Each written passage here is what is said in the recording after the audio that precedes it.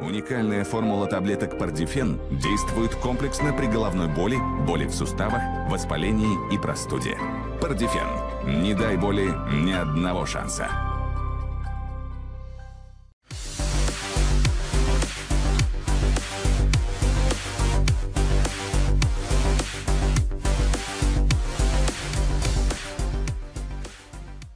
شویدی مخلصان خود این خیلی و خیلی مهم است. میشد ما کوشش خواهیم کرد تا مضبوط در زینه جدول خیلی و خیلی مهم است.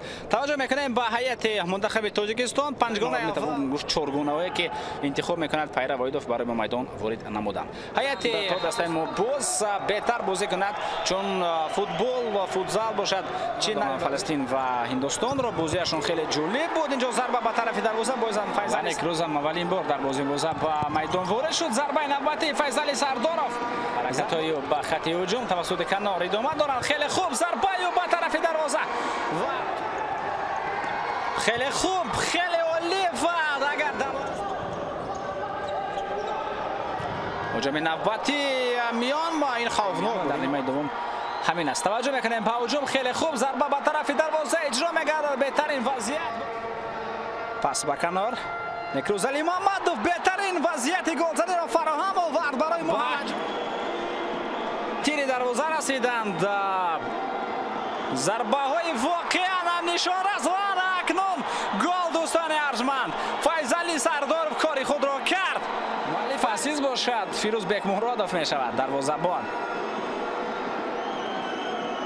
پیرو وایدوف نه به خاطر آن بودند که باید به قصد نگاه داشتن حساب رقابت بازیگزاری کرده شود. وضعیت نفتی خوفناک حساب رقابت 2-0. ادریس یاروف مؤلف گل میگردد ولی او برای این مؤلف گل ادریس یاروف می شود.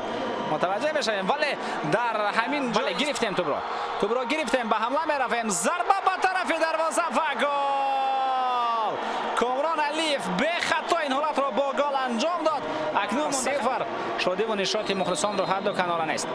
میتوانیم بار دیگر متوجه شد. پنالتی جزا داده میشوند.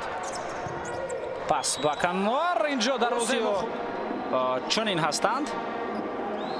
ضربه به طرف دروازه اجرا میگردد. کامران علیف میتوانست دوبل کند. تایلند، ژاپن، ایران و ازبکستان اینها در سبد یکم هستند. تاجیکستان، اندونزی. ضربه نوبتی اینجا فیروز بکمرادوف ضربه شو اجرا نباید و همین طور دوستان ارجمند بازی با انجام میرسد. دوستان عزیز بازی پس از 3 غلبه دوستان ارجمند در مرحله انتخابی چمپیونات آسیا دسته فوتزال تاجیکستان با مرحله فینال چمپیونات آسیا روی خود را هموار میکند.